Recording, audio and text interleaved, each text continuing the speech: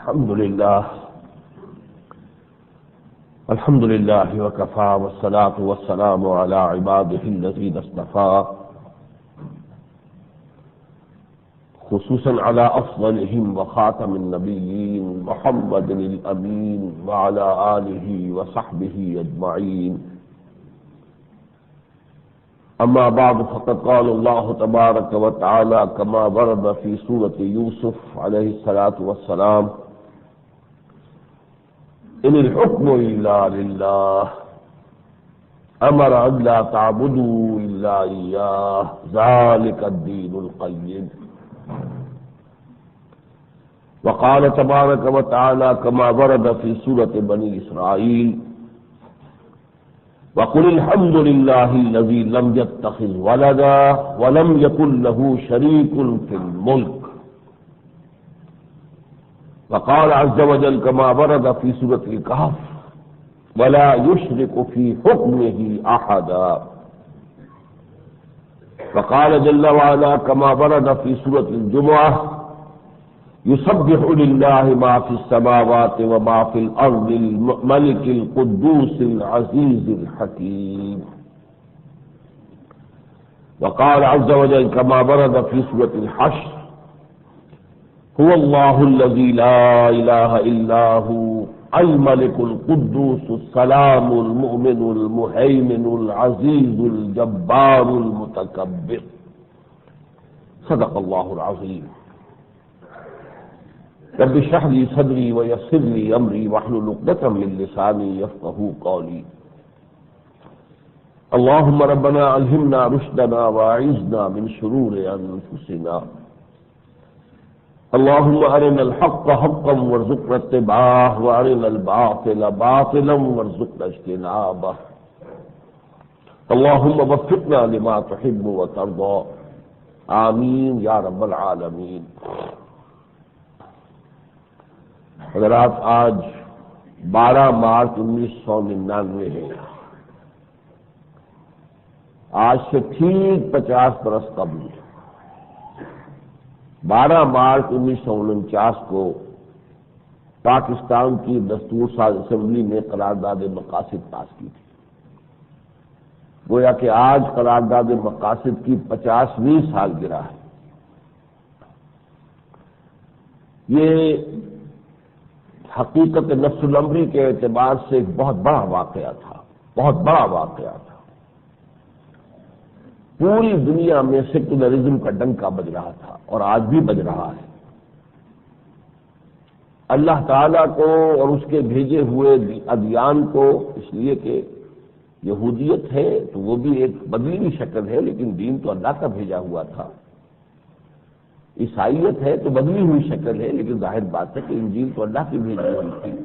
اسی طرح اور بھی دوسرے جتنے دنیا میں مذاہب ہیں وہ سب بگڑی ہوئی شکلیں ہیں دین حق کی. اس لیے کہ ابتدا میں جو دین ایک ہی تھا، کان الناس امۃ واحدہ، ایک ہی امت تھی. بہرحال ان تمام مذاہب میں جو مقام اللہ کو دیا گیا تھا کہ وہ حاکم حقیقی ہے، حاکم مطلق ہے، اور اس کی یہ حاکمیت تکوینی بھی ہے، تشریعی بھی ہے. تکوینی کے معنی کیا ہے کہ اس کائنات میں اس کا جو نظام چل رہا ہے وہ اس کی حاکمیت کے تحت ہے، اسی کا اختیار ہے. یدبر الامر من السماء الى الارض ثم يعرج اليه في يوم كان مقداره 1000 سنة مما تعدون. اور تشریعی اس اعتبار سے کہ وہی طے کر سکتا ہے کہ کیا شے حلال ہے، کیا حرام ہے، کیا کام کرنے کی انسانوں کو اجازت ہے اور کیا کام کرنے کی انسانوں کو اجازت نہیں. گویا کہ شریعت دینا، قانون دینا، حلال و حرام کا فیصلہ کرنا بھی بالکل یا اسی کا اختیار ہے.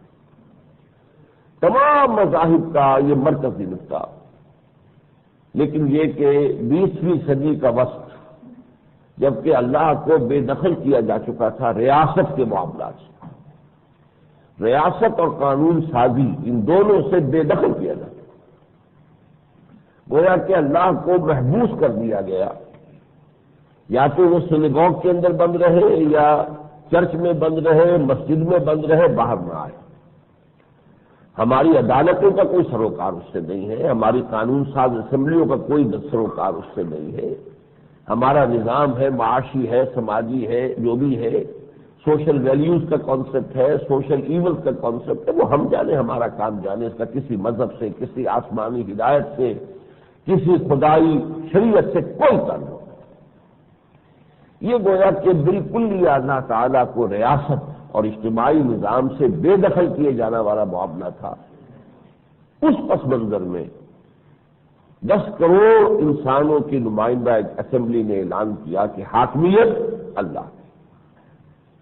یہ بہت بڑا واقعہ تھا۔ اس سے بہت سی چیزیں ایسی ہوتی ہیں کہ جو نظر نہیں آتی تھی، ان کی اہمیت بہت بڑی ہے، لیکن یہ کہ نفس الامری جو ہے، حقیقت نفس الامری کے اعتبار سے ان کی بڑی اہمیت ہوتی ہے۔ میں یہ بھی آپ کو بتا دینا چاہتا ہوں کہ یہ یہودیوں کی تقریباً 500 برس کی محنت، مشقت، جد و جہد اور سازشی کردار کا نتیجہ تھا کہ مذہب اور ریاست میں دوئی پیدا کر دی گئی۔ یہ ان کی جد و جہد تھی۔ اس کی وجہ کیا ہے؟ بڑی سادہ سی بات ہے، کئی مرتبہ میں نے پہلے بھی عرض کی ہے۔ یہودی ایک مائنیوٹ مائنورٹی ہے دنیا میں۔ ان کی حیثیت کیا ہے؟ 1.25 کروڑ 1.5 کروڑ کل، لیکن ان کے اندر ایک امنگ ہے، ایک ولولہ ہے، بلکہ ان کے اندر ایک یقین ہے کہ پوری زمین پر، پورے کروڑ ارضی پر، پورے عالم انسانیت پر ہمارا غلبہ ہوگا، ہمارا تسلط ہوگا، پوری دنیا ہماری باج گزار ہوگی۔ یہ ان کا یقین ہے۔ اس لیے کہ بقیہ انسان جو ہے یہ تو گوئمز ہیں، جینٹائلز ہیں، یہ اصل میں انسان نہیں ہے۔ مکمل انسان صرف یہودی ہے، جیو ہے۔ یہ حیوان ہے، انسان نما حیوان ہے۔ فرق صرف یہ ہے کہ نظر آتے ہیں انسان، حقیقت میں حیوان ہے۔ انہیں ایکسپلائٹ کرنا ہمارا حق ہے، جیسے حیوانات کو انسان استعمال کرتا ہے۔ بھینس کا دودھ آپ پی رہے ہیں، ویسے تو فطری اعتبار سے تو وہ تھا تو اس کے بچوں کے لیے تھا، لیکن ہم اس کو استعمال کر رہے ہیں۔ ہمارے لیے تو وہ گویا کہ دودھ ساز فیکٹری ہے۔ گھوڑے کو ہم جوت رہے ہیں کانگے کے اندر۔ جس طریقے سے حیوانات کو انسان استعمال کرتا ہے، بیلوں کو آپ نے ہل کے اندر جوت لیا، اسی طریقے سے آپ کتنے ہی حیوانات کا گوشت کھاتے ہیں۔ گویا کہ انسان کا جیسا کہ حق ہے کہ وہ حیوانات کو استعمال کرے، فائدے اٹھائے اور اس کو ایکسپلائٹ کرے، اسی طریقے سے یہودیوں کا حق ہے کہ عام انسانوں کو، نوع انسانی کو جس طرح بھی اس کے بس میں ہو ایکسپلائٹ کرے، ان کا خون چوسے۔ اب چونکہ ان کی امنگ یہ ہے، تعداد اتنی سی ہے، لہذا دنیا میں اگر مذہب کا کوئی تعلق رہے ریاست کے معاملات کے ساتھ تو وہ ان افیکٹو ہے بالکل۔ کسی ملک میں ان کی کیا حیثیت ہوگی؟ آج کے امریکہ میں بھی ان کی کوئی حیثیت نہیں، کسی ملک میں بھی نہیں سوائے اسرائیل کے کہ عارضی طور پر وہاں ان کی ایک حیثیت بن گئی ہے کہ ان کی ایک اکثریت سمجھ لیجیے کہ ایک علاقے کے اندر ہو گئی ہے۔ لیکن یہ ہوا ہے 2000 سال کے بعد، تھوڑا عرصہ نہیں، 2000 سال۔ سن 70 عیسوی میں نکالے گئے تھے یہ فلسطین سے۔ ٹائٹس رومی جنرل تھا جس نے ایک دن میں 1,33,000 یہودی قتل کیا تھا یروشلم میں، اور ان کا جو ہیکل تھا دوسری مرتبہ جو تعمیر ہوا تھا، ہیکل سلیمانی پہلا تو تعمیر ہو چکا تھا، حضرت مسیح سے بھی وہ منہدم کیا جا چکا تھا کوئی 500-600 برس قبل، پھر اسے بنایا گیا تھا کوئی 150 سال کے بعد حضرت عزیر علیہ السلام کے زمانے میں۔ اس لیے اس کو سیکنڈ ٹیمپل کہتے تھے۔ پہلا ٹیمپل تو وہ تھا جو حضرت سلیمان علیہ السلام نے بنایا تھا، ہیکل سلیمانی، سولمنز ٹیمپل، وہ تو منہدم کر دیا گیا تھا حضرت مسیح سے بھی 500-600 برس قبل۔ لیکن یہ کہ پھر جو دوبارہ بنا تھا سیکنڈ ٹیمپل وہ سن 70 عیسوی میں وہ بھی منہدم کر دیا گیا۔ آج تک منہدم پڑا ہے، اس کی صرف ایک دیوار ہے جس پر یہ جاتے ہیں، رو دھو کر ماتم کر کے آ جاتے ہیں۔ اب تو مستقل نہیں ہے، پہلے یہ کہ صرف جاتے تھے، اس لیے کہ 1917 تک ان کا حق وہاں آباد ہونے کا نہیں تھا، صرف یہ تھا کہ جاؤ زیارت کرو، رو دھو ماتم کرو، واپس آ جاؤ۔ وہاں کوئی پراپرٹی نہیں خرید سکتے تھے، کوئی مکان نہیں خرید سکتے تھے، کوئی زمین نہیں خرید سکتے تھے۔ یہ 1917 میں جبکہ برطانیہ کے ہاتھ میں آ گیا تھا اس کا انتظام فلسطین کا، لیگ آف نیشنز نے اس کے حوالے کر دیا تھا، مینڈیٹ تھا اس کا، اس نے گویا کہ بالفور ڈکلریشن کے تحت ان کو یہ آزادی دی کہ آپ آ سکتے ہیں یہاں فلسطین میں، آپ مکان خریدیں، زمین خریدیں، کھیت خریدیں، آپ اختیار۔ پھر ان کی آباد کاری شروع ہوئی۔ 1917 سے آباد کاری شروع ہوئی، 1948 میں ان کا ملک بن گیا، اسرائیل کے روپ میں آ گیا۔ بہرحال یہ بات سمجھنے کی ہے کہ اتنی چھوٹی سی تعداد دنیا کو کیسے کنٹرول کر لے گی اگر مذہب کا کوئی بھی عمل دخل ہو ریاست کے ساتھ۔ لہذا در حقیقت یہ ان کی اپنے مفادات کی جو ہے اور اپنے عزائم کی تکمیل کے لیے یہ ضروری تھا کہ ریاست اور مذہب کا تعلق منقطع کر دیا جائے۔ اب امریکہ میں وہ بھی ایک شہری ہے اور عیسائی ہے وہ بھی ایک شہری ہے، ان کا بھی ایک ووٹ ہے، ان کا بھی ایک ووٹ ہے۔ اب یہ اپنی تنظیم کی بنیاد پر، آرگنائزیشن کی بنیاد پر، پھر اپنی ذہانت کی بنیاد پر، اپنی سازشوں کی بنیاد پر یہ چھائے ہوئے۔ یہ ہے در حقیقت ان کا معاملہ۔ لیکن یہ جو انہوں نے تقریباً 500 برس لیے ہیں اس میں، ورنہ یہودی یورپ میں انتہائی پرسیکیوٹڈ مائنورٹی تھا۔ یورپ کی عظیم اکثریت جو ہے عیسائیوں پر مشتمل تھی، اور عیسائی جسے اپنا خدا مانتے ہیں کہ مسیح علیہ الصلوۃ والسلام، ان کو قتل کیا تھا، سولی پر چڑھایا تھا یہودیوں نے۔ تو آپ خود اندازہ کر لیجئے کہ کس قدر دشمنی ہوگی عیسائیوں کے دلوں میں یہودیوں کی، شدید ترین پرسیکیوشن۔ لیکن یہ کہ انہوں نے سازشوں کے ذریعے سے پہلے مسلمانوں کی مدد کی اور اسپین کو فتح کرنے میں ایک رول پلے کیا ہے۔ طارق ابن زیاد نے جب ہسپانیہ کو فتح کیا ہے تو یہودیوں کی مدد شامل تھی، اس لیے کہ ہسپانیہ میں یہودیوں کو شدید ترین پرسیکیوشن ہو رہی تھی۔ وہاں بیٹھ کر لوگوں نے پھر یورپ اور عیسائیت کے جو ہے یوں سمجھیے کہ نقب لگایا ہے اس میں، اور وہاں سے پروٹیسٹنٹ مذہب پیدا کیا ہے، عیسائیوں کو پھاڑ دیا، کیتھولکس پروٹیسٹنٹس، اور پروٹیسٹنٹس کی مدد سے سود کی اجازت حاصل کی ہے، ورنہ جب تک پوپ کی حکومت پورے یورپ پر تھی سود کی اجازت نہیں تھی۔ ان تمام چیزوں کو میں ساری تفصیل سے پہلے کو بعض مواقع پر بیان کر چکا ہوں، اس پر موقع نہیں ہے۔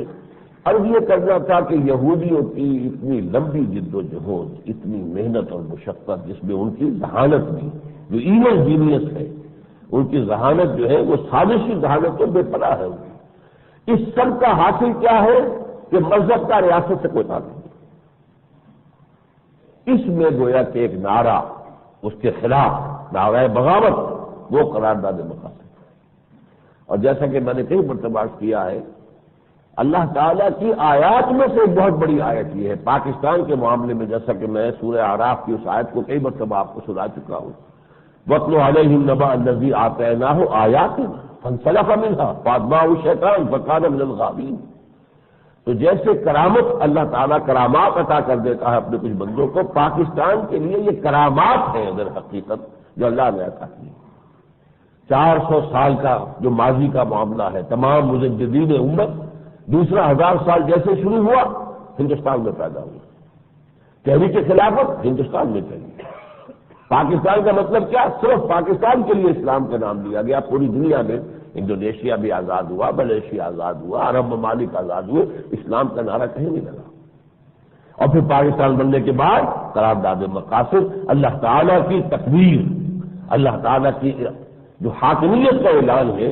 واقعہ یہ ہے کہ یہ معجزہ ہے، آیت من آیات اللہ، اللہ تعالیٰ کی نشانیوں میں سے ایک بڑی نشانی ہے، اور گویا کہ اعلان بغاوت ہے جو اس وقت دنیا کا جو نظام ہے، جو پوری دنیا پہ چھایا ہوا سیکولرزم، اس کے خلاف اعلان بغاوت ہے۔ مجھے پچھلی مرتبہ ایک صاحب نے چیز دی تھی، اویس احمد ہے کوئی، کہ سیاسی شرک کے بارے میں آپ نے کبھی گفتگو نہیں کی، تو آج نوٹ کر لیجئے کہ یہی سیاسی شرک ہے، غیر اللہ کی حاکمیت سیاسی شرک۔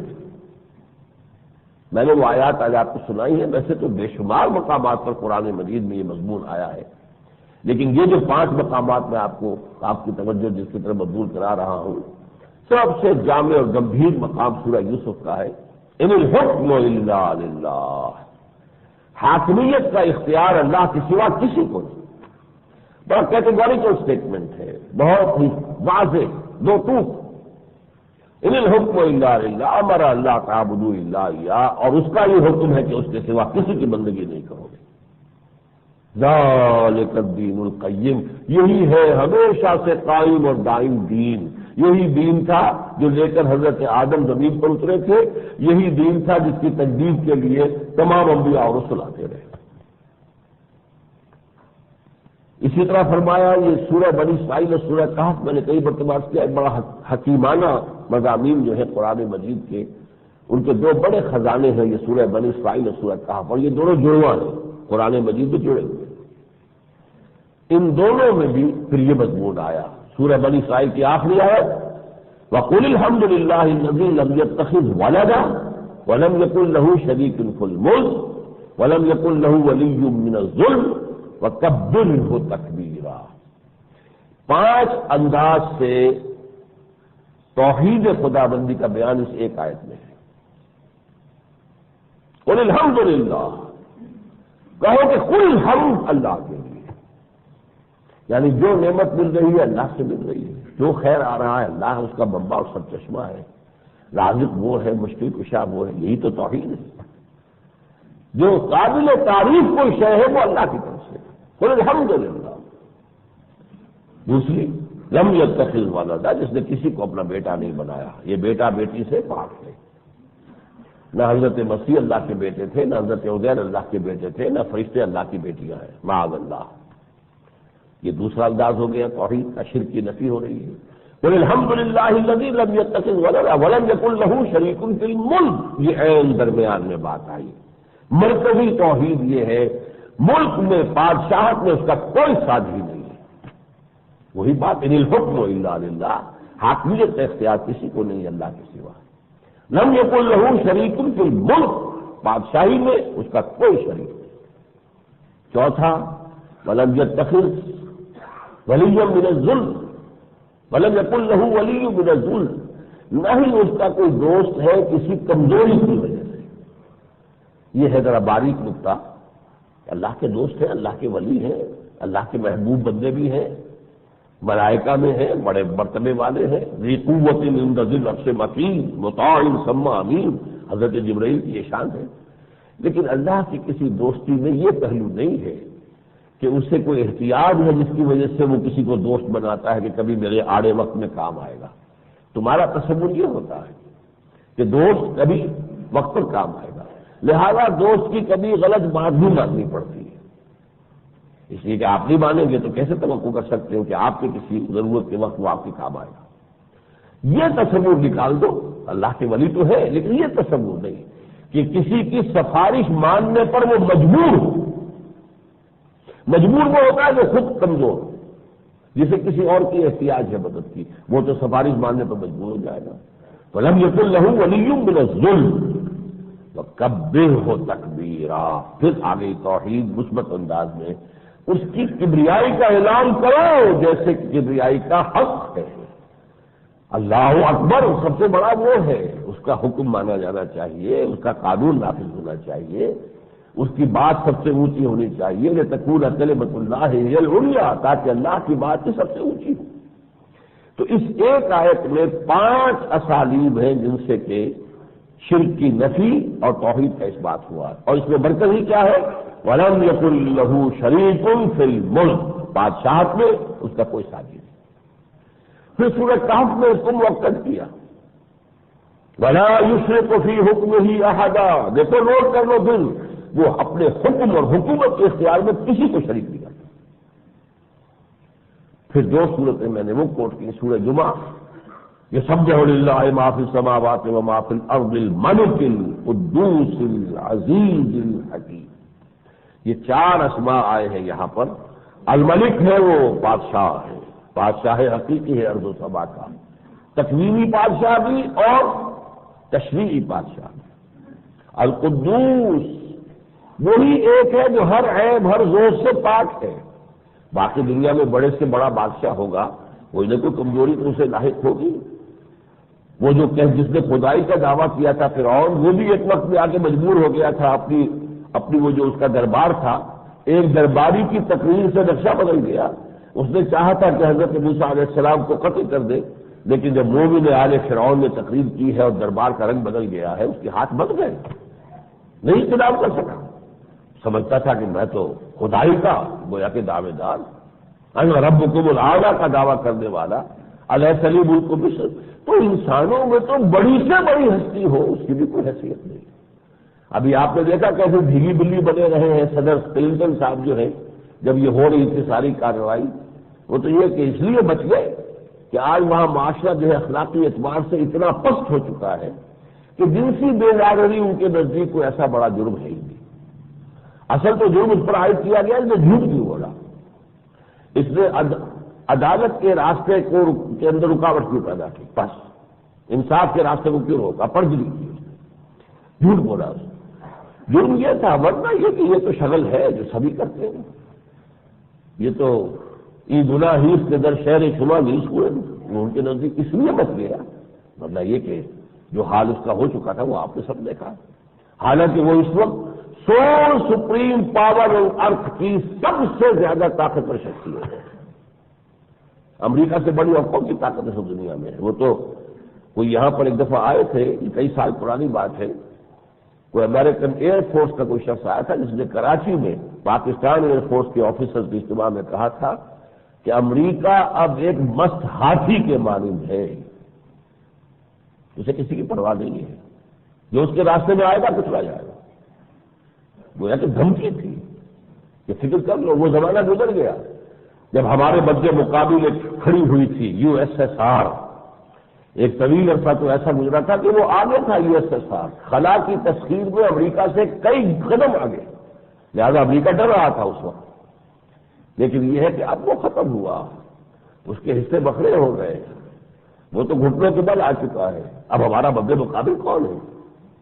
اب ہمیں کوئی ڈر نہیں، ہمیں کسی کی سپورٹ کی ضرورت نہیں ہے۔ اس وقت ہمیں سپورٹ کی ضرورت تھی، اس لیے کہ وہ پولرائزیشن کا ہمیں اندیشہ رہتا تھا کہ دنیا کی جو ہے اس طریقے سے جو کیمپوں میں تقسیم ہے تو ادھر کہیں زیادہ لوگ چلے گئے تو وہ بیلنس آف پاور جو ہے وہ ڈسٹرب نہ ہو جائے۔ اب نہیں ہے، اب تو ہم ہی رہیں گے سول سپریم پاور پر۔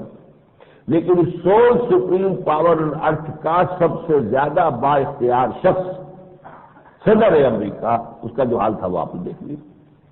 اس لیے فرمایا الملک، اللہ وہ بادشاہ ہے القدوس جو ہر نقص سے، ہر عیب سے، ہر ذوق سے پاک ہے، منزہ ہے، اعلیٰ ہے، عرفہ۔ الملک القدوس العزیز زبردست ہے، اس کے اختیارات کے اوپر کوئی تحدید نہیں ہے۔ صدر امریکہ کے اختیارات کے اوپر تو بہت سی تحدیدیں ہیں، فلاں کام کانگریس نے جو ہے یہ اس کے اوپر پابندی عائد کر دی ہے، صدر صاحب نہیں کر سکتے۔ فلاں چیز کے بارے میں صدر صاحب کو رپورٹ پیش کرنی پڑے گی کانگریس کے سامنے یا سینٹ کے سامنے۔ اللہ کے ہاں کوئی نہیں تحدید، کوئی لمیٹیشنز نہیں، اس کا اختیار مطلق ہے العزیز۔ ہاں اس کے اختیار مطلق کو جو چیز بیلنس کرتی ہے وہ اس کی حکمت ہے، الحکیم بھی ہے وہ اس کی اپنی حکمت ہے کہ اس کے تحت وہ اختیار مطلق استعمال ہوتا ہے تو اس کے غلط استعمال ہونے کا سوال ہی پیدا نہیں ہوتا۔ بہرحال اس میں بھی توجہ دینی تھی لفظ الملک، اور پھر یہی مضمون جو آیا ہے سورہ حشر کے آخر میں، هو اللہ الذی لا الہ الا هو الملک القدوس السلام المؤمن المہیمن العزیز الجبار المتکبر۔ یہ 8 اسماء آئے ہیں قرآن مجید میں ایک آیت کے اس ٹکڑے کے اندر۔ پوری آیت میں تو پھر هو اللہ سے آئے گا تو وہ تو اور نواں نام آ گیا، لیکن الملک القدوس السلام المؤمن المہیمن العزیز الجبار المتکبر، 8 نام کسی اور جگہ قرآن مجید میں آپ کو یہ 8 نام یکجا نہیں مل سکتے اللہ کے، صرف 2 مقامات پہ 4 ہے۔ سورہ حدید میں ہے هو الاول والآخر والظاہر والباطن 4، اور 4 سورہ جمعہ میں ہے الملک القدوس العزیز الحکیم۔ باقی 8 اسماء حسنہ صرف ایک جگہ ہے، اور یہ سورہ حشر، اور ان 8 کو آپ دیکھیے وہ الملک کے دن ڈھونڈ رہے ہیں، العزیز الجبار المتکبر المومن، امن دینے والا وہی ہے جس کو چاہے امن دے گا، مہیمن محافظ ہے۔ یہ سارے اسماء کس کے دن ڈھونڈ رہے ہیں؟ اللہ کی حاکمیت کے تصور میں۔ الملک القدوس السلام المؤمن المہیمن العزیز الجبار المتکبر سبحان اللہ عما یشرکون۔ تو یہ جو ہے توحید سیاسی کہہ لیجیے سے، توحید خداوندی کی کرونی ہے نظام اجتماعی میں۔ سیاسی توحید کیا ہے کہ حاکمیت اللہ کی، اطاعت مطلقہ اللہ کی، اللہ کے رسول کی اطاعت بھی اللہ کے حکم سے ہے۔ وما ارسلنا من رسول الا لیطاع باذن اللہ، وہ اللہ کے نمائندے کی حیثیت سے مطاع ہے، اس کا اختیار بھی ڈیلیگیٹڈ ہے، اللہ کا دیا ہوا ہے اسے۔ وما ارسلنا من رسول الا لیطاع باذن اللہ، اللہ کی اجازت سے، اللہ کے حکم سے اس کی اطاعت کی جائے، وہ مطاع ہے، لیکن وہ اللہ تعالیٰ کے دی ہوئی اختیار کی بنیاد پر۔ مطاع مطلق صرف اللہ ہے۔ یہ ہے وہ توحید، سیاسی سطح پر توحید، جس کا کہ بہت بڑا یوں سمجھیے کہ ایک اعلان جس کو کہنا چاہیے کہ دنیا میں اگرچہ ہمارے پاس تو وہ حواس نہیں ہے، لیکن حقائق کا جن کو کوئی ادراک ہو سکتا ہے انہیں محسوس ہوا ہوگا کہ نارض عشق کہ خونی جگریں پیدا شد، حسن لذیذ کہ صاحب نظریں پیدا شد، ایک دنیا کے اندر ہلچل پیدا ہوئی ہوگی باطنی اعتبار سے کہ یہ شیطان اور شیطانی قوتیں اور شیطان کے سب سے بڑے ایجنٹ دنیا میں یہودیوں کے 500 سالہ جدوجہد کی نفی ہو رہی ہے۔ نظام کوہنا کے پاس مانو یہ معرض انقلاب میں ہے، یہ تمہاری ساری جدوجہد جو ہے یہ تو گویا کہ پادر ہوا ثابت ہو رہی ہے۔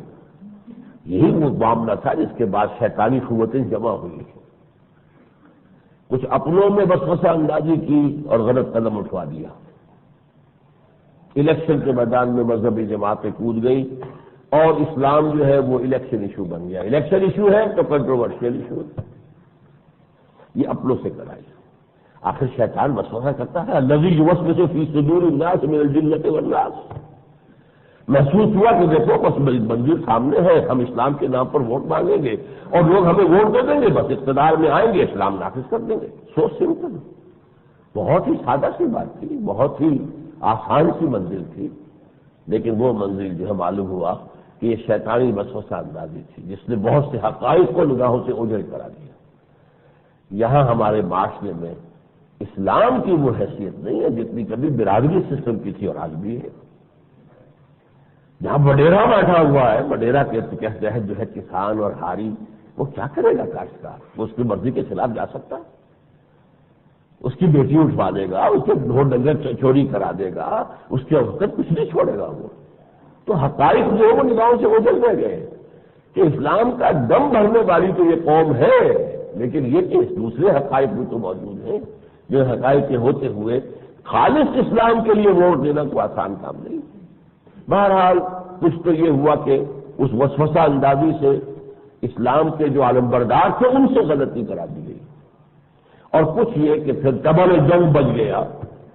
لہذا جب سن 56 کا دستور بنا اور معلوم ہوا کہ یہ تو گاڑی آگے چل رہی ہے، اس لیے کہ 49 سے لے کے 56 تک تو اتار چڑھاؤ ہوتا رہا، ایک بی پی سی رپورٹ آئی وہ بھی رد کر دی گئی، دوسری آئی وہ رد ہو گئی، پھر یہ سارا ابھی چل رہا تھا، لیکن 56 میں دستور بن گیا، اور دستور بننے کے ساتھ جو ہے اس کی تنفیذ ہو گئی۔ 23 مارچ جو ہے وہ جمہوریہ قرار پا گیا پاکستان، وہ 23 مارچ کا دن بھی آنے والا ہی ہے، زیادہ دور نہیں۔ لہذا اب جو ہے وہ وہی شیطنت کا سب سے بڑا اڈا، اس لیے شیطان کے سب سے بڑے ایجنٹ یہودیوں کا سب سے بڑا اعلی کار اس وقت امریکہ ہے۔ لہذا ایوب خان صاحب کو دعوت دی گئی اور وہاں ان کی آؤ بھگت کی گئی، ان کے پیٹھ پر ہاتھ پھیرے گئے تاکہ واپس آ کے انہوں نے دستور اور دستوریہ دونوں کا بستر گول، ماشاء اللہ۔ یوں سمجھیے کہ 11 برس کی محنت ختم۔ بہرحال قرارداد مقاصد کو آج ہم یاد کرنے بیٹھے ہیں۔ میں یہ چاہتا ہوں کہ ذرا اس قرارداد مقاصد کی جو عبارت ہے دیکھیے کس قدر ایمان افروز عبارت ہے۔ Whereas sovereignty over the entire universe belongs to Almighty Allah۔ میں اس کا اردو ترجمہ بھی بعد میں جو حضرات نہیں سمجھ پا رہے ان کے لیے کر دوں گا۔ Whereas sovereignty over the entire universe belongs to Almighty Allah alone، اکیلا اللہ، توحید۔ And the authority to be exercised by the people of Pakistan within the limits prescribed by him is a sacred trust۔ جو بھی اختیار ہے اہالیان پاکستان کے ہاتھ میں وہ در حقیقت امانت ہے۔ جو اصل جو حاکم ہے اس کی عائد کردہ حدود کے اندر استعمال ہوگا.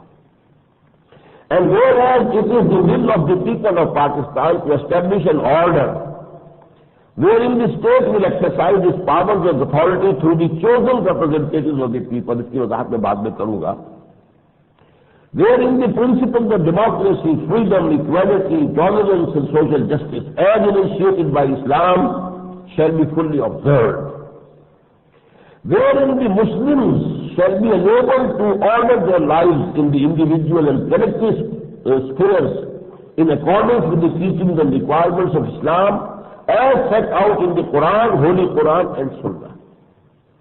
کیا چیز, کس چیز کی قسم رہ گئی؟ لا الہ الا اللہ تو پورا کا پورا آ گیا, محمد رسول اللہ بھی آ گیا, وہ سنت کا ذکر ہو گیا کہ جو بھی کتاب اور سنت کے اندر جو بھی تعلیمات دی گئی ہیں, ریاست کا فرض منصبی ہے کہ وہ یہاں مسلمانوں کو انفرادی اور اجتماعی سطح پر اسی کے مطابق زندگی گزارنے کے قابل بنائے. اور تو کوئی اسٹیٹ دنیا میں ایسی نہیں جس میں یہ قرارداد مقاصد جیسے قرارداد موجود ہے. زیادہ سے زیادہ لکھا ہوگا وہ بھی جیسے کہ کرسچن اسٹیٹس میں لکھا ہوتا ہے Christianity is the official religion of this country, that's all. Islam is the official, سرکاری مذہب اسلام ہے, بس اس سے آگے کچھ نہیں. لیکن یہ ایمان پرور, ایمان افروز کی بات. پھر درمیان کا حصہ میں چھوڑ رہا ہوں, یہ ویئر ایز چل رہا ہے.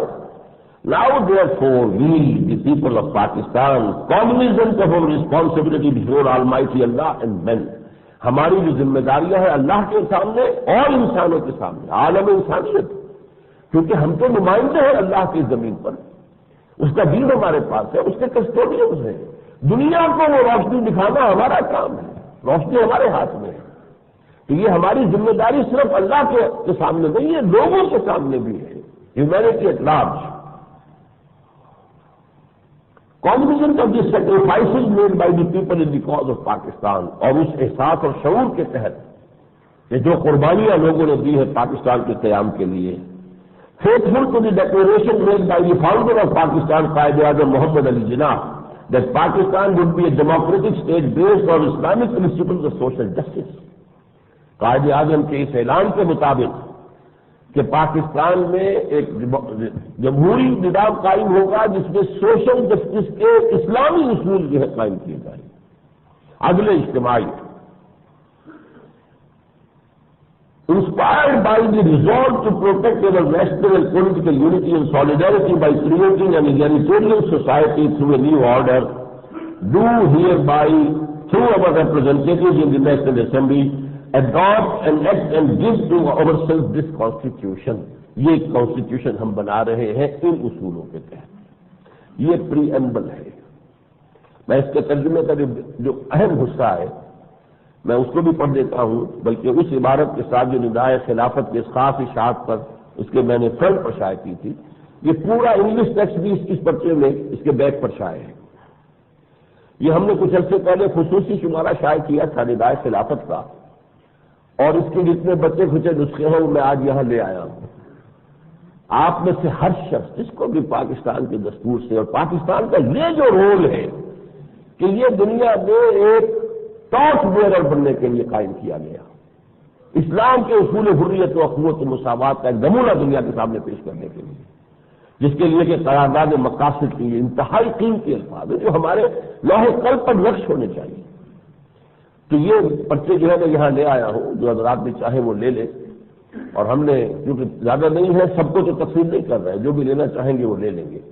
البتہ یہ ہے کہ اس کی قیمت جو ہے وہ ڈبے ہوں گے جیسے پہلے کبھی ہم نے کیا تھا, باہر ہوں گے 10 روپے اس کی قیمت ہے. آپ 10 روپے ڈالیں, 100 روپے ڈالیں, اس لیے کہ ہم اس کا 10 سیکنڈ ایڈیشن لانا چاہتے ہیں, تو اس کے لیے اگر اضافی آپ کا چندہ ہوگا تو اس سے ہمیں امداد ملے گی. یہ ایک بہت بڑا ڈاکومنٹ ہے, دستاویز ہے.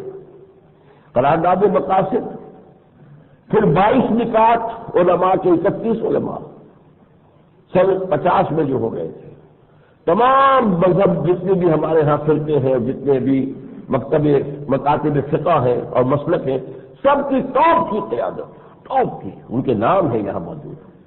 انہوں نے 22 اصول دے دیے تھے کہ یہ اصول ہے جن پر ہمارا اتفاق ہے, دستور بناؤ. گویا کہ علماء کے اوپر کوئی الزام نہیں ہے اس ملک کے اندر کہ ان کے اختلاف کی وجہ سے دستور نہیں بن سکا، انہوں نے تو بڑے اصول دے دیے تھے۔ بال جو تھی وہ پھر گئی ہے دستوریہ یا جو بھی اس وقت کی حکومت تھی اس کی کوٹ میں چلی گئی۔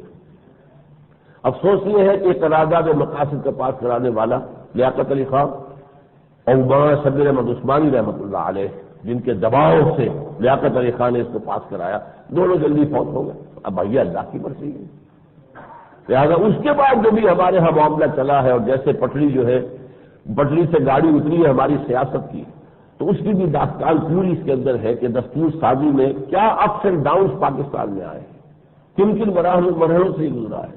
56 کا دستور ختم ہوا، پھر ایوب صاحب نے بنایا ایک دستور 1962 کے اندر، پھر اس کا جو بھی تحریک چلی وہ بھی آپ کو یاد ہوگی، پھر بھٹو صاحب آ گئے، پھر انہوں نے 73 کا دستور بنایا۔ ان دساتیر کے اندر اسلامی دفعات کیسے کیسے آئی، بڑی بہت دفعات آئی ہیں، لیکن سب غیر مؤثر، جس کی بنا پر میں نے بارہا یہاں تک کہا ہے کہ پاکستان کا دستور منافقت کا پلندہ ہے، پورا اس میں اسلام موجود ہے اور کچھ نہ ہو محض قرارداد مقاصد میں مکمل اسلام موجود ہے، لیکن مؤثر نہیں ہے، وہ میں اس کی تاریخ آپ کو بتاؤں گا۔ بہرحال اس کی جو ہے ایسا سود کی حرمت کے سلسلے میں جو محنتیں آج تک ہوئی ہے وہ بھی اس پرچے کے اندر جو ہے اس کی پوری وضاحت موجود ہے۔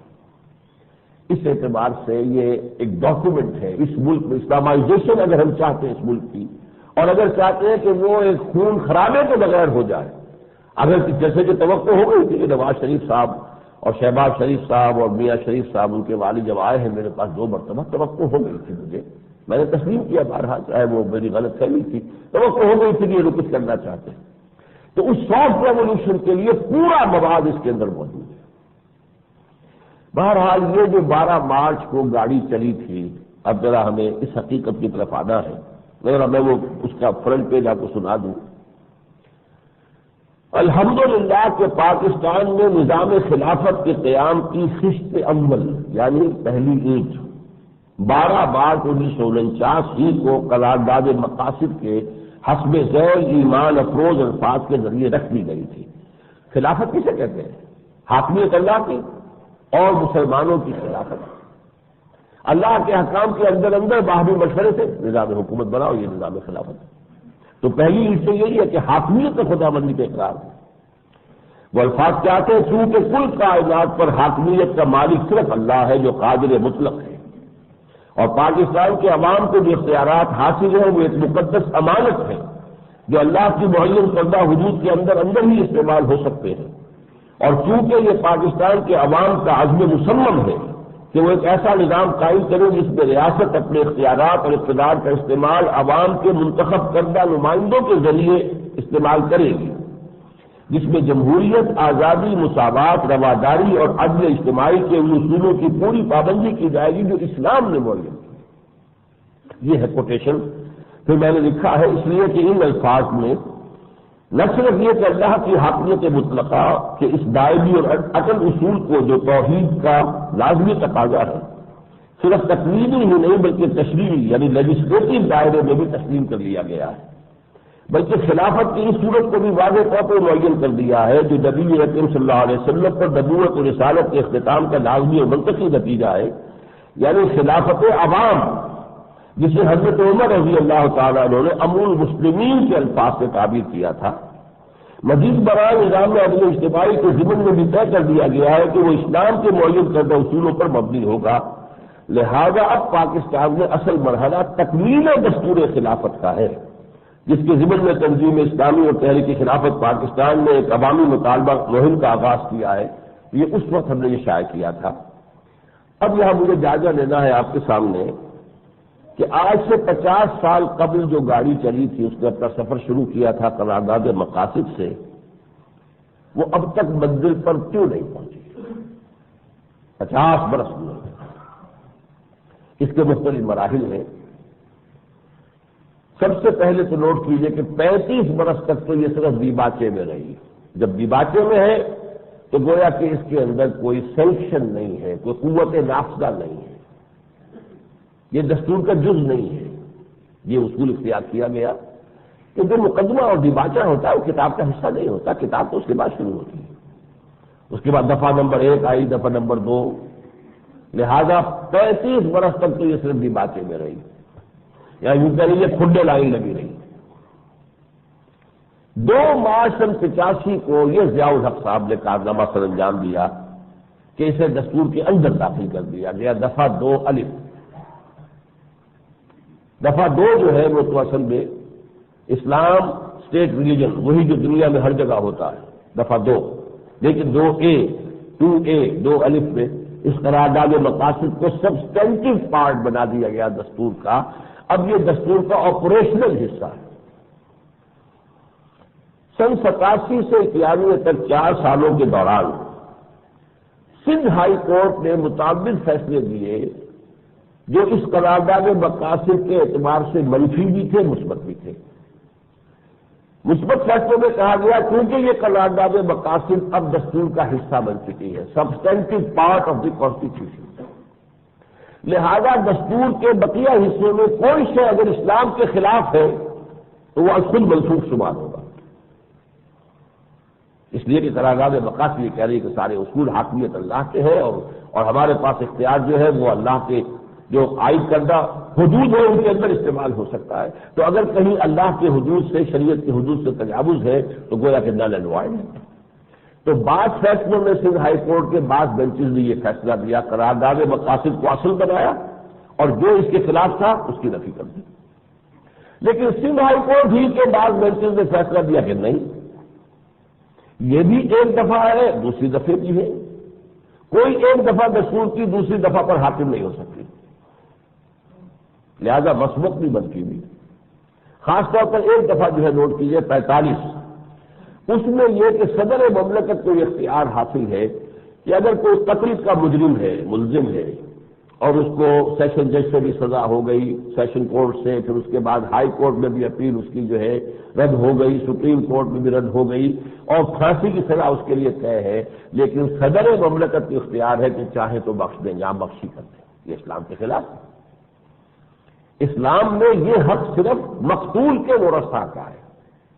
مقتول کے ورثاء چاہے معاف کر دیں بغیر کوئی معاوضہ لیے، چاہے تو خون بہا لے لیں معاف کر دیں، اور چاہے تو اختیار ہوتا ہے کہ نہ ہم معاف کریں گے نہ ہم خون بہا لیں گے، ہم تو جان کے بدلے جان لیں گے، ان کا اختیار۔ کسی صدر مملکت یا اس کے باپ کا یہ حق نہیں ہے کہ وہ معاف کر سکے۔ لہذا ان کا یہ بھی 45 دفعہ بھی دستور کی ہے، اور یہ بھی دستور کی 2A ہے۔ ہم یہ نہیں کہہ سکتے کہ 2A اس کے اوپر حاوی اور حاکم ہے، یہ فیصلے بھی دے دیے گئے۔ سن 92 میں لاہور ہائی کورٹ میں ایک مقدمہ پیش ہوا، سکینہ بیگم بنام فیڈریشن، یہ ساری تفصیل بھی اس کے اندر موجود ہے، اور جسٹس تنزیل الرحمان صاحب کے قلم سے مضمون ہے اس میں۔ وہ خود جو ہے سندھ ہائی کورٹ کے بھی چیف جسٹس رہے، پھر فیڈرل سول کورٹ کے چیف جسٹس کی حیثیت سے ریٹائر ہوئے، ان کا قلم سے لکھا ہوا مضمون ہے اس میں شامل ہے۔ تو سن 92 میں سکینہ بیگم ورسس فیڈریشن کے مقدمے میں لاہور ہائی کورٹ نے فیصلہ دیا مثبت، یعنی قرارداد مقاصد کو بالا رکھ کر، اور دوسری جو اس کے مقابل کی دفعہ تھی اس کو رد کر دیا۔ لیکن اس کی اپیل ہوئی سپریم کورٹ میں، سپریم کورٹ نے ریورس کر دیا اور قرارداد مقاصد تابع کر دیا، دوسری شق کو اوپر کر دیا۔ اور اس پر سب سے زیادہ افسوسناک جو فیصلہ ہے وہ سن 92 ہی میں آیا ہے، اور افسوسناک میں اس لیے کہہ رہا ہوں کہ اس کا فیصلہ لکھنے والے جسٹس ریٹائرڈ نسیم حسن شاہ صاحب ہیں۔ ویسے یہ کہ وہ پاکستان کے دو قومی نظریے کے مخلصین میں سے ہیں، مسلم لیگ کے ساتھ ان کی وفاداری جو ہے ہر شک و شبے سے بالا تر ہے، مذہبی ایک بات سے بھی محسوس ہوتا ہے کہ ان کا مزاج ہے کہ فیصلہ انہوں نے کیا۔ اب ظاہر بات ہے کہ یہ ثوابین ہے ایک شخص کی۔ یہ حاکم خان بنام فیڈریشن کا ایک مقدمہ تھا سن 92 میں، تو انہوں نے آخری گویا کہ مہر تصدیق ثبت کر دی سپریم کورٹ کے اس ثابت فیصلے پر کہ قرارداد مقاصد پورے دستور کے اوپر حاکم نہیں ہے، لہذا قرارداد مقاصد تاحال غیر مؤثر ہے بس ایک دفعہ ہے، باقی دستور کے اوپر یہ حاوی نہیں ہے۔ جیسے اور چیزیں جو ہے دفعہ 227 ہے کہ یہاں کوئی قانون سازی کتاب اصول کے منافی نہیں کی جا سکتی، لیکن اس پر عمل ہوگا صرف اس طریقے سے کہ کاؤنسل آف اسلامک آئیڈیالوجی غور کرتی رہے گی، رپورٹیں پیش کرتی رہے گی، اللہ خیر اللہ۔ وہ کاؤنسل رہی، اس نے کام بھی کیا، اس نے رپورٹیں بھی پیش کی، وہ رپورٹوں کی جو فائلیں ہیں وہ جا کر جو پائلٹ ہوتی چلی گئی، وہ وزارت قانون اور وزارت مالیات کی جو الماریاں تھیں، لیکن کسی چیز کے اوپر درآمد کرنا چاہے تو کریں گے، نہیں کریں گے لازم نہیں۔ پھر صدر سے رپورٹ بنائی ضیاء الحق صاحب نے تو 2 ہتھکڑیاں پیدا کی، 2 بیڑیاں ڈال دی، تو ہر شے غیر مؤثر ہے، بالکل غیر مؤثر۔ تو ویسے تو قرارداد مقاصد، اب میں اس کا تجزیہ کر رہا ہوں کہ اس کا سبب کیا ہوا۔ یہ سن 92 کے اس فیصلے میں تو آ کر گویا کہ اس پر ایک بڑی عمدہ تنقید لکھی ہے۔ سردار شیر عالم ایک وکیل ہے ماہر، ہائی کورٹ کے اور سپریم کورٹ کے وکلاء میں سے، پچھلے دنوں بہت بیمار تھے، مجھے معلوم نہیں ان کی طبیعت اللہ کرے کہ بہتر ہو۔ بڑا مدلل انہوں نے تنقیدی مضمون لکھا ہے جسٹس نصیب اشرف صاحب کے اس فیصلے کے خلاف، اور یہ کہ اندیشہ تو یہ تھا کہ کہیں کنٹمپٹ آف کورٹ نہیں ہو گیا، اس کے جو ہے مجرم شمار نہ ہو جائے، لیکن بہرحال نہیں کیا جسٹس نصیب اشرف صاحب نے، وہ چھپا بھی ہے، PLD میں بھی چھپا، انہوں نے بڑی سخت تنقید کی اور بڑے دلائل کے ساتھ کہا کہ یہ فیصلہ غلط ہے۔ اس سے پہلے جو ہے سپریم کورٹ اس کے بالکل برعکس فیصلے دے چکی ہے بہرحال، لیکن صورت یہ ہے جو میں نے عرض کیا ہے کہ 50 سال گزرنے کے بعد بھی قرارداد مقاصد پورے دستور پر حاکم نہیں ہے، غیر مؤثر ہے۔ اس کا میں ایک لفظ استعمال کر رہا ہوں کہ سبب کیا ہے؟ ایک آنچ کی کثر۔ یہ پرانے حکیمی کشتوں میں ہوتا ہے نا کہ کشتے اس ایک آنچ کی کثر رہ گئی تھی تو وہ ایک آنچ کی کثر جان لیوا ہو جاتی ہے۔ یہاں بھی ایک آنچ کی کثر یہ ہو گئی کہ یا تو جہاں 2A میں اس کو لائے تھے ساتھ ہی لکھ دیتے کہ یہ پورے دستور پر حاوی رہے گا، چند الفاظ کا اضافہ، کوئی شے بھی اس دستور میں اس کے خلاف ہوگی تو وہ نل اینڈ وائڈ ہو جائے گا، یا یہ کہ وہ 227 جو میں نے عرض کیا ہے جو اب بھی موجود ہے، کاؤنسل آف اسلامک آئیڈیالوجی، باب لحم ہے وہ دستور پاکستان کا، اس میں جو دفعہ 227 ہے اس کے اندر الفاظ کا اضافہ ہو جاتا کہ پاکستان میں کتاب و سنت سپریم لا کی حیثیت رکھتے ہیں، تب بھی وہ تقاضا پورا ہو جاتا ہے۔ یا اب میں عرض کر رہا ہوں کہ تیسری شکل یہ ہے کہ بہت انتظار کے بعد جب پہلی مرتبہ وزیر اعظم تھے نواز شریف صاحب تو انہوں نے نفاذ شریعت آرڈیننس پہلے ایشو کیا تھا، پھر وہ ایکٹ بھی بن گیا تھا، اور اس میں انہوں نے وعدہ کیا تھا کہ اس کے لیے دستوری ترمیم بھی جلدی آ جائے گی، اس لیے کہ وہ ایکٹ غیر مؤثر تھا جب تک کہ دستور میں ترمیم نہ آئے کہ کتاب و سنت جو ہے وہ یہاں کی سپریم لا ہے۔ اور یہ واقعہ ہے 18 جون 1991 کا، گویا کہ اب 8 سال ہوا چاہتے ہیں، 8 سال ہو ہی گئے۔ اس کے بعد وہ ترمیم آئی، کتنی دیر کے بعد آئی، کتنے عرصے کے بعد آئی، کتنے انتظار کے بعد آئی، لیکن اس کے اندر جو میگنیاں ڈال دی گئیں اس میں ایک ترمیم تو انہوں نے خود کی کرنی پڑی انہیں، لیکن ان کی اپنی پارٹی کے اندر بغاوت پیدا ہو گئی، لیکن اس میں اب بھی ایک حصہ ایسا شامل ہے کہ جس کی وجہ سے اس کے اندر ایک شبہ والا معاملہ ہے، اسے اگر نکال دے اور بقیہ ترمیم کو، وہ بھی میں اب چونکہ آج اس کے لیے پوری طرح تیار ہو کر آیا ہوں تو میں آپ سے عرض کر دوں کہ یہ میرے پاس ٹیکسٹ ہے جو اس وقت ترمیم شدہ 15ویں ترمیم ہے، اوریجنل ترمیم آئی تھی پھر انہوں نے خود ترمیم کر دی تو وہ ترمیم شدہ ہے، ٹیکسٹ آف دی امینڈڈ بل۔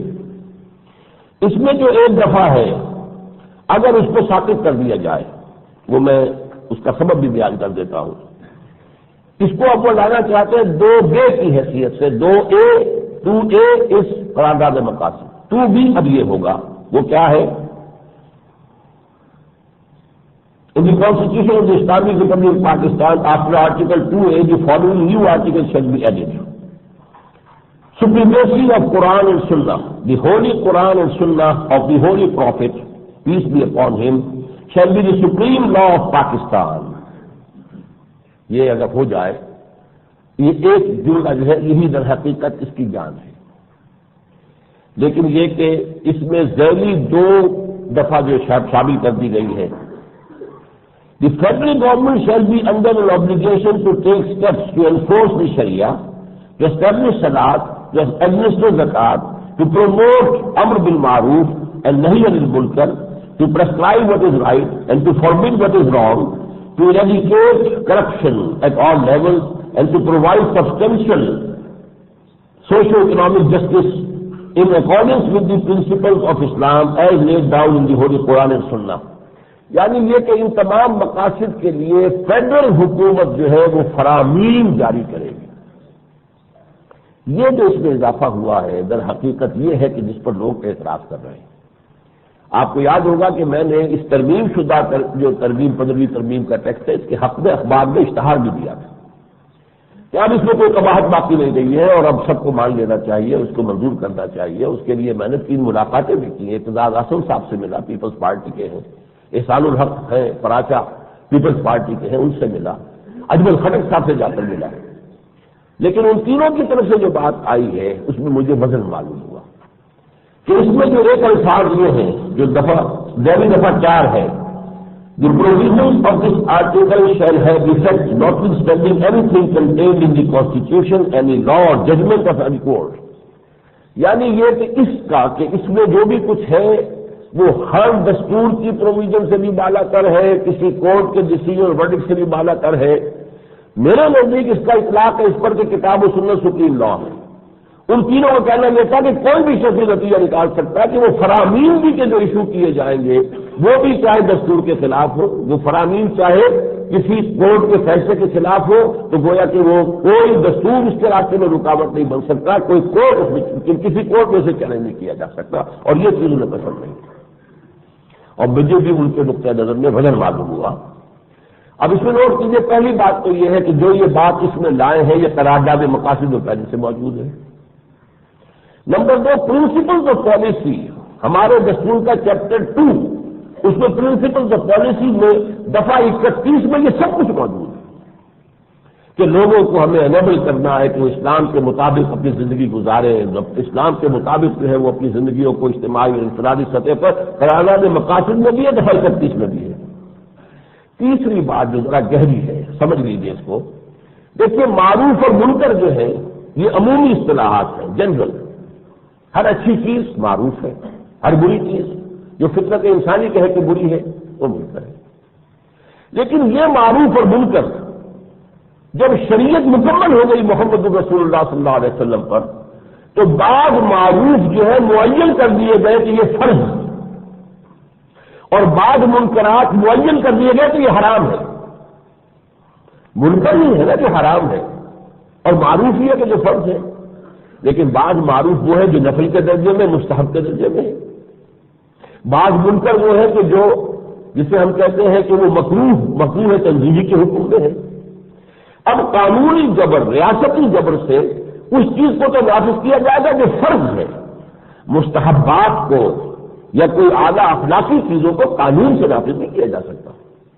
جیسے آپ کو معلوم ہے کہ معاف کر دینا اچھی بات ہے، کسی نے آپ کو تھپڑ مارا اور آپ نے ایک امکان لیا کہ آپ اس کو جوابی تھپڑ رسید کریں، اس سے انتقام لیں، ایک یہ ہے کہ آپ معاف کر دیں۔ قرآن مجید میں تلقین ہے وَإِن تَعْفُوا وَتَصْفَحُوا وَتَغْفِرُوا فَإِنَّ اللَّهَ غَفُورٌ رَحِيمٌ، لیکن کیا آپ اسے قانوناً نافذ کریں گے؟ قانوناً تو باقی معاملہ ہے، وَلَكُمْ فِي الْقِصَاصِ حَيَاةٌ يَا أُولِي الْأَلْبَابِ، قصاص میں زندگی ہے ہوش مندو۔ ورنہ اگر کسی ایک مجرم کو آپ نے معاف کر دیا، وہ مجرم اس جرم کے اوپر اسے اور حوصلہ ملے گا، وہ پھر کسی اور کے ساتھ جا کر وہی حرکت کرے گا جو آپ کے ساتھ کی تھی۔ تو حالانکہ نیکی ہے، معاف کر دینا نیکی ہے، لیکن اس نیکی کو آپ قانون نافذ نہیں کریں گے۔ اسی طرح ایک شخص اپنا سب کچھ اللہ کی راہ میں دے دے، صرف ضرورت کی چیز رکھے باقی سب دے دے، یہ معروف ہے یا نہیں، نیکی ہے یا نہیں، کتنی بڑی نیکی ہے، لیکن کیا آپ اسے قانون نافذ کریں گے؟ غلط بات ہے۔ کسی شخص نے حلال ذریعے سے جو کچھ کمایا ہے اس میں سے وہ زکات دے رہا ہے، باقی آپ اس سے زبردستی نہیں لے سکتے۔ لہذا منکر کی وہ شکل کہ جو حرام قرار دے دی گئی ہو اس کا استحصال ہوگا بالجبر، قوت کے ساتھ، طاقت کے ساتھ، قانون کی تنفیذی قوت کے ساتھ، اور جو چیزیں فرض قرار دے دی گئی ہیں ان کی تنفیذ ہوگی طاقت کے ساتھ اور قوت کے ساتھ اور قانون کے جبر کے ساتھ۔ لیکن یہ کہ بہت سے منکرات وہ ہے کہ جو اس درجے کے نہیں ہیں، اسی طرح بہت سے معروفات وہ ہیں کہ جو اخلاقی ترغیب کے درجے میں تو کہی جا سکتی ہیں، ان کو قانون کا درجہ نہیں دیا جا سکتا۔ اس اعتبار سے، اور پھر چوتھی بات اور بھی ہے اس میں، ایک عدم توازن پیدا ہوتا ہے دساتیر کے اندر۔ آپ کو معلوم ہے ایک توازن ہوتا ہے۔ ہمارا ملک جو ہے اس کو فیڈریشن کہا جاتا ہے، 4 فیڈریٹنگ یونٹس ہیں، ایک مرکزی حکومت ہے فیڈریشن۔ مرکزی حکومت کے اختیارات اور دائرہ کار اور فیڈریٹنگ یونٹس جو ہیں جن کو ہم صوبے کہتے ہیں، ان کے اختیارات اور صوبائی حکومتوں کے دائرہ اختیار، اس میں بیلنس ہوتا ہے۔ یہاں کیونکہ یہ سارا اختیار دیا جا رہا ہے مرکزی حکومت کو، تو چھوٹے صوبوں کو خود بخود شبہ ہوتا ہے کہ یہ اصل میں فیڈرل گورنمنٹ جو ہے وہ اپنا دائرہ اختیار بڑھا رہی ہے۔ یہ ہے وہ وجوہات جن کی وجہ سے اس امینڈڈ جو ٹیکسٹ ہے اس میں سے دفعہ 2 ذیلی جو ہے وہ نکال دی جائے، اس میں سے ذیلی دفعہ 2، تو یہ جو ہماری امینڈمنٹ ہے یہ آج ہی منظور ہو سکتی ہے اس ملک کے اندر، اور وہ حادثہ نہیں ہوگا کہ شریعت کی سپریمیسی کے لیے، جیسا کہ آپ نے دیکھا کہ صدر صاحب نے بھی اپنی تقریر میں کہا، اس کا ذکر کیا 15ویں ترمیم کا، امید ظاہر کی کہ سینٹ کے پاس، یہ سینٹ کے پاس نہیں کرے گی، اس کا کوئی امکان ہی نہیں ہے۔ امید حکومت یہ کرتی ہے کہ اگلے سال انتخاب ہوگا سینٹ کا، کچھ لوگ ریٹائر ہو جائیں گے اور ان کی جگہ پر نیا انتخاب ہوگا، آدھی سیٹیں جو ہے خالی ہو جائیں گی، اور توقع یہ ہے کہ اب جو انتخاب ہوگا تو اس میں پیپلز پارٹی کے لوگ بھی کم آئیں گے، دوسرے بھی کم آئیں گے، مسلم لیگ کو اکثریت حاصل ہو جائے گی، تو اس وقت یہ پھر اس کو سینٹ کے ذریعے سے اس 15ویں ترمیم کو اوکے کرا لیں گے۔ لیکن میں سمجھتا ہوں کہ شریعت کی سپریمیسی کا بل آئے اور پھنسا رہ جائے، یہ بات اچھی نہیں ہے۔ جو ملک اسلام کے نام پر بنا، اسلام کے لیے بنا، اس میں یہ کہ جو ہڈی جو ہے جو ضروری بھی نہیں، یہ خامخواہ آپ نے لا کر یہاں پر جو ہے نئی بحث شروع کر دی ہے امر بالمعروف و نہی عن المنکر کی، اس میں تو آپ یہ کہ جو بھی اللہ نے حرام کیا ہے اس کے لیے تشریح آپ لیجسلیشن کیجیے اور اس کا استحصال کیجیے، جو چیزیں لازم کی ہیں قانون سازی کیجیے، قانون سازی کا اختیار آپ کے پاس ہے، اور آپ کی کتاب قانون کے اندر جب درج ہو جائے گی اس کو نافذ کیجیے۔ تو یہ سیدھا راستہ اختیار کرنے کی بجائے اس بحث کو یہاں پر لا کر اس معاملے کو ناقابل قبول بنا دیا ہے بہت سے لوگوں کے لیے، ورنہ اجمل خٹک صاحب نے بھی یہ کہا تھا، ارشاد رسول صاحب بھی کہتے تھے کہ مجرد اسلام کی کتاب و سنت کی جو بالا دستی ہے اس سے ہمیں کوئی اختلاف نہیں۔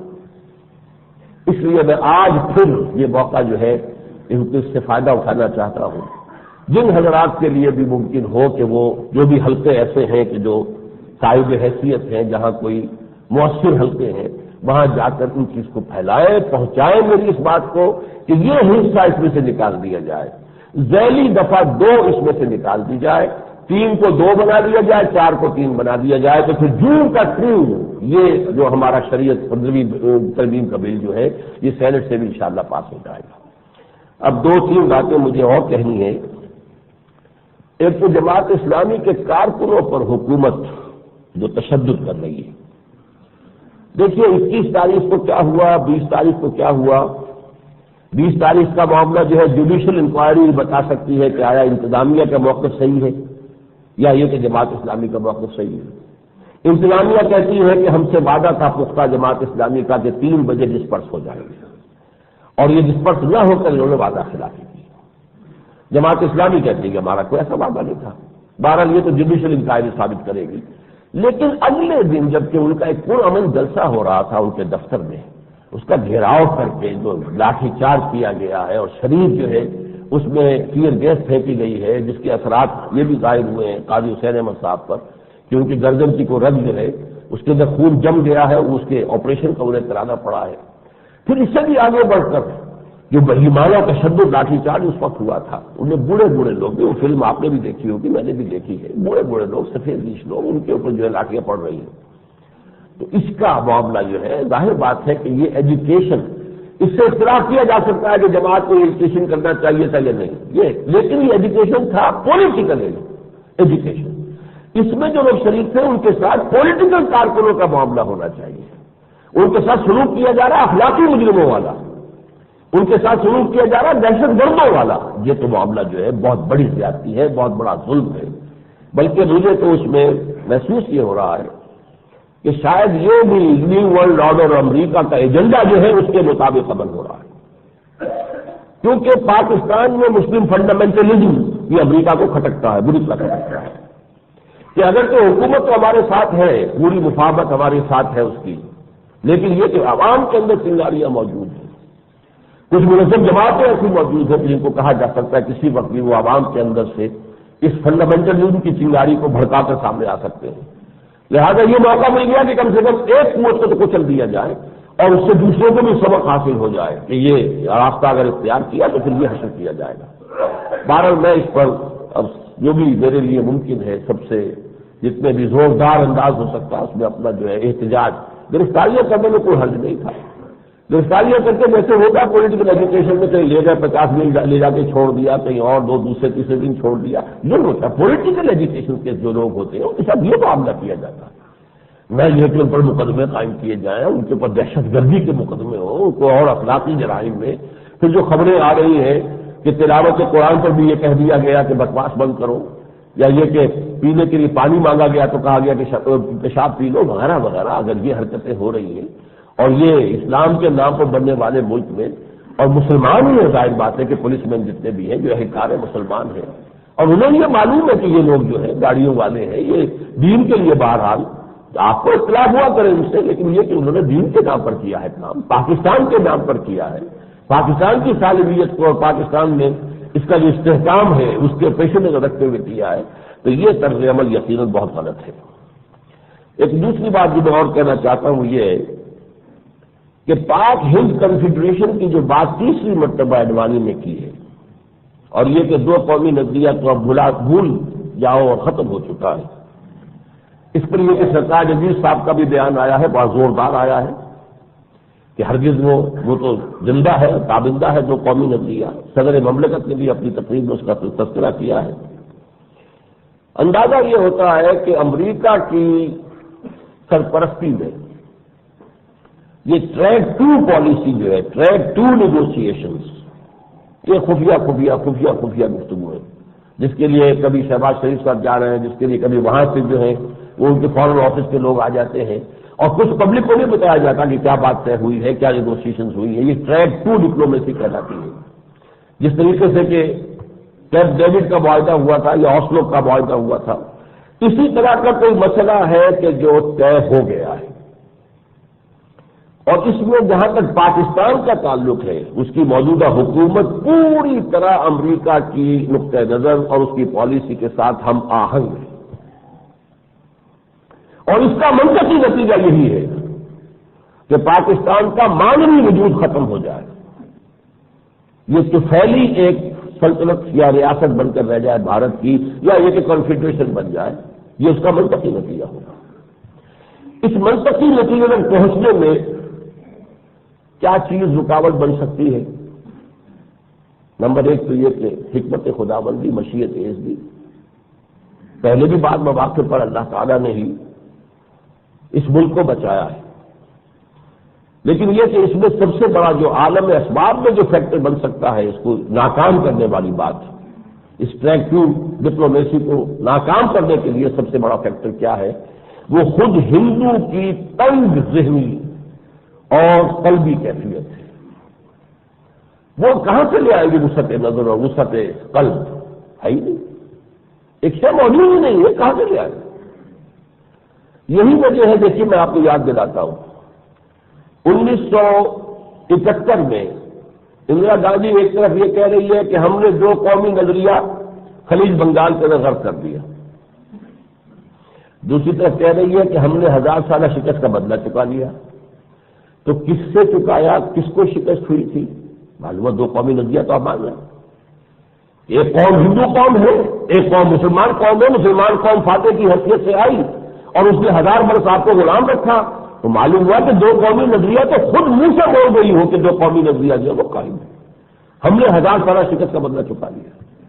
اور اگر وسعت ضرف ہوتی اس کے اندر، ہندو کے اندر، تو اگر وہ اس وقت یہ کہہ دیتے کہ بہاری ہمارے بھائی ہیں، یہاں سے گئے تھے، مس گائیڈڈ تھے، چلے گئے تھے، اب آ جائے واپس، ہمارے دروازے کھلے ہیں، ان کے مکان، ان کی دکانیں، ان کے کاروبار، ان کے کھیت جیسے آئے ہم ریہیبلیٹیٹ کر دیں گے، تو معلوم ہوتا کہ واقعی صاحب 2 قومی نظریہ انہوں نے ختم کر دیا۔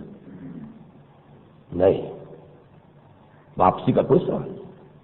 اس کے برعکس مسلمان کا حال دیکھیے، چاہے وہ بنگ بندو تھا، جو بھی تھا، ہندوؤں کا ایجنٹ تھا، لیکن تھا مسلمان ماں کا دودھ پیے ہوئے تھا۔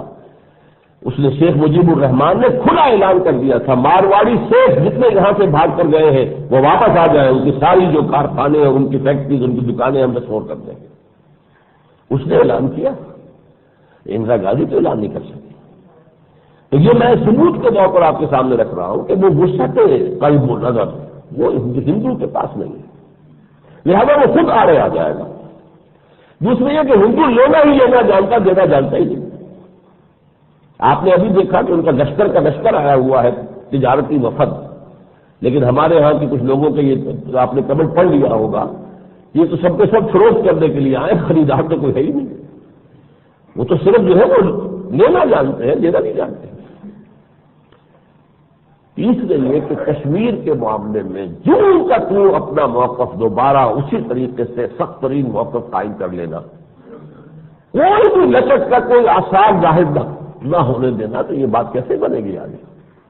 گویا کہ یہ ٹریک 2 جو بھی ڈپلومیسی ہو رہی ہے انشاءاللہ ناکام ہوگی اللہ تعالیٰ کی حکمت و مشیت کے تحت اور ہندو کی طنز نظری کے تحت، ورنہ ہماری حکومت بک چکی ہے۔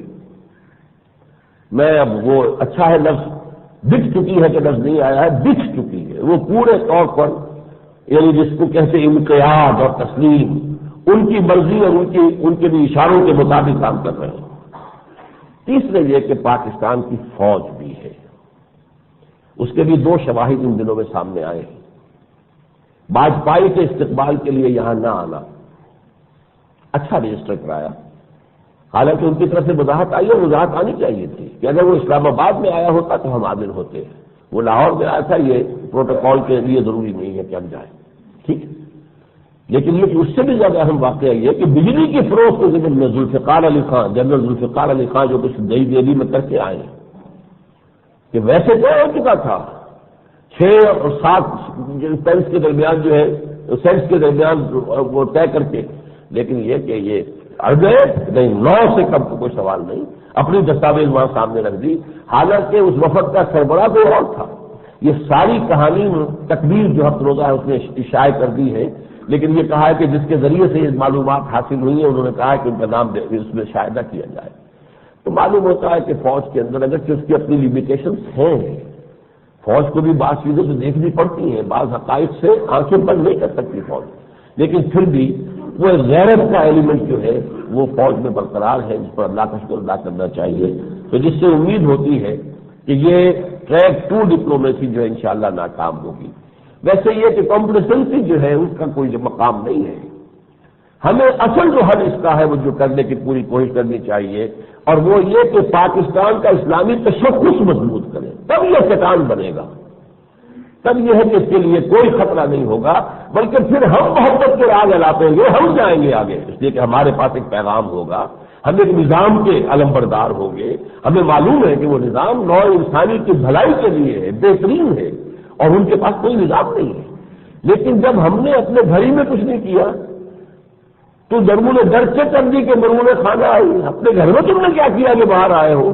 کس منہ سے اسلام کی بات ہم کریں بھارتیوں کے ساتھ، جبکہ ہم اپنے ملک کے اندر اسلام کو قائم نہیں کر سکے؟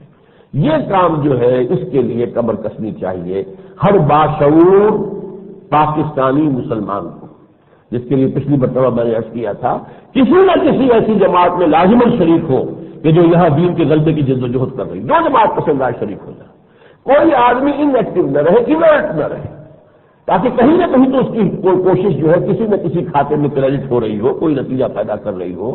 اور جیسا کہ آپ کے علم میں ہم کوشش کر رہے ہیں کہ ان کو جو انقلابی فکر کی اسلامی اور دینی جماعتیں ہیں انہیں جمع کیا جائے اور انہیں ایک پلیٹ فارم پر جو ہے لا کر جمع کیا جائے۔ اس کے لیے ہماری راولپنڈی کی کانفرنس ہو چکی ہے، پشاور کی ہو چکی ہے، فیصل آباد کی ہو چکی ہے، پرسوں کراچی کی ہے، اور 21 تاریخ کو لاہور میں ہے۔ تو میں آج ہی سے آپ کو اس کی خبر دے رہا ہوں کہ آپ 21 کا اتوار فارغ رکھیے، صبح 9:30 سے لے کر 1:30-2 بجے تک کا وقفہ ابھی سے فارغ رکھیے کہ یہ ہماری آخری کانفرنس ہوگی، یہ سیریز آف 5 کانفرنسز جو ہے اس پہ تکمیل کو پہنچ جائیں گی۔ تو اس میں یہ ہے کہ ہمیں چاہیے کہ ان قوتوں کو اس سے کچھ نہ کچھ مثبت نتائج بھی سامنے آ رہے ہیں۔ اقول قولی ھذا واستغفر اللہ لی ولکم ولسائر المسلمین والمسلمات۔